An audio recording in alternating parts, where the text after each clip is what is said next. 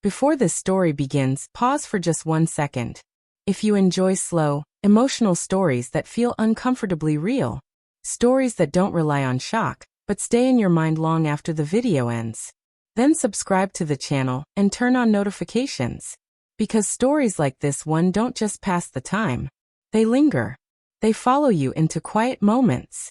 And sometimes, they force you to look at your own life a little differently. This is a story about silence. About choices that don't feel dangerous until they're already changing you. About how nothing dramatic has to happen for everything to fall apart.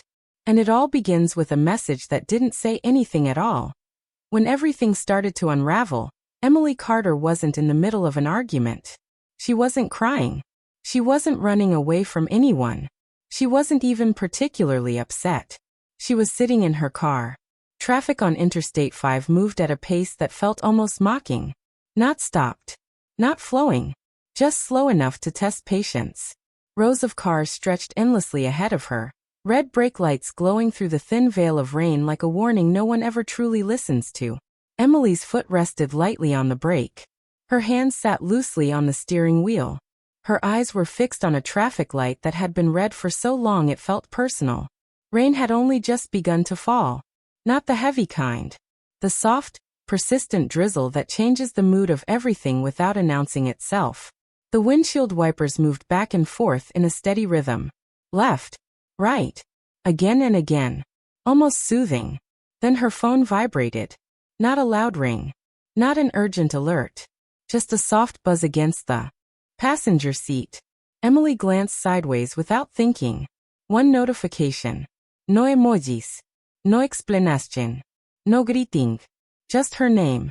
And for reasons she wouldn't understand until much later, her chest tightened.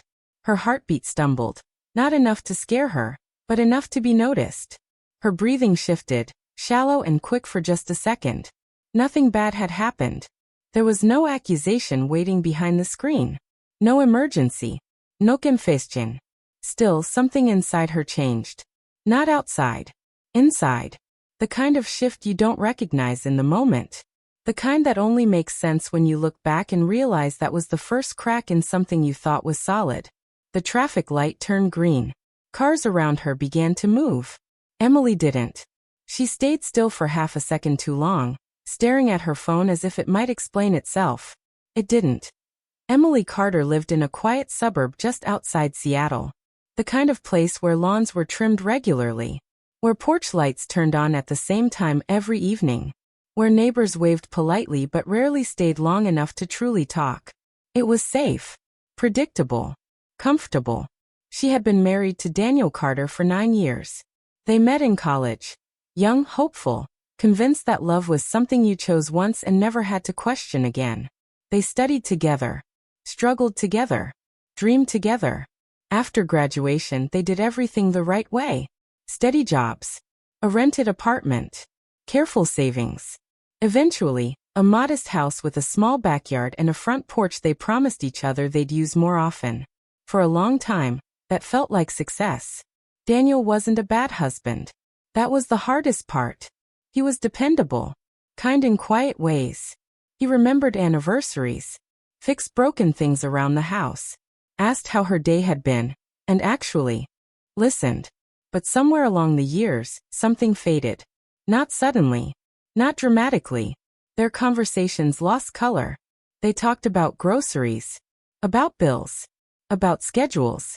About plans that repeated themselves so often they stopped feeling like choices. They slept in the same bed every night. Close enough to touch. And yet Emily often felt alone in a way she couldn't explain. She told herself this was normal. Everyone settles. Everyone trades excitement for stability. That's what growing up looks like.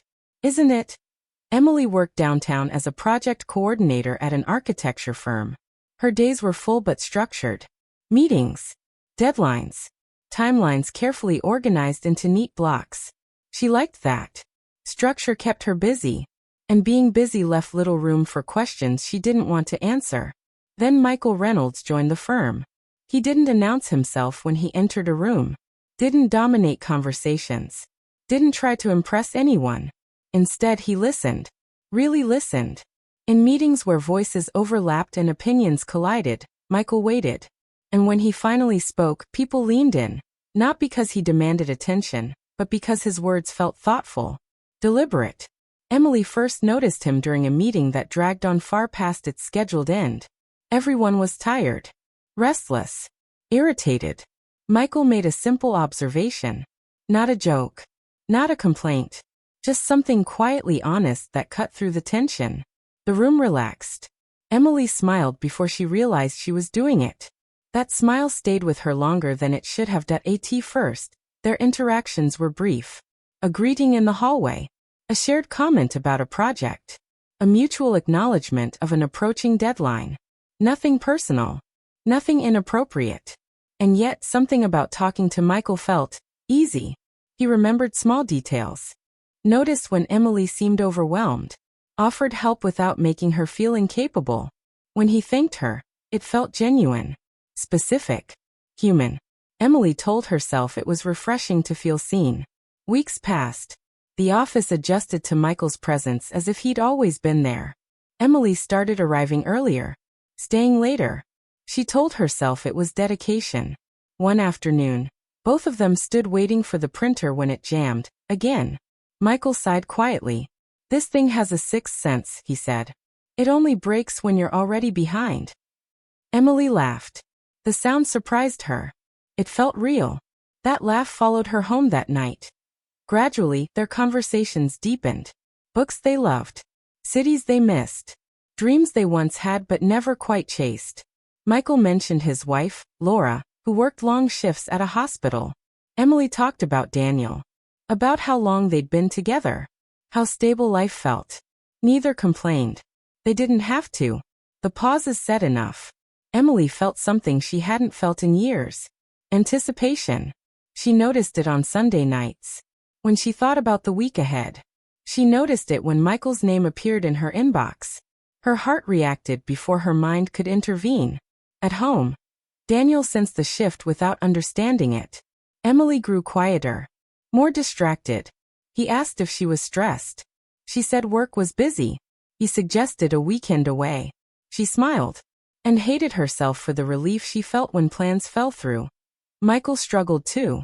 He told himself it was harmless. That connection didn't equal betrayal. That friendship wasn't a crime. But he knew better. He felt it when Emily entered a room.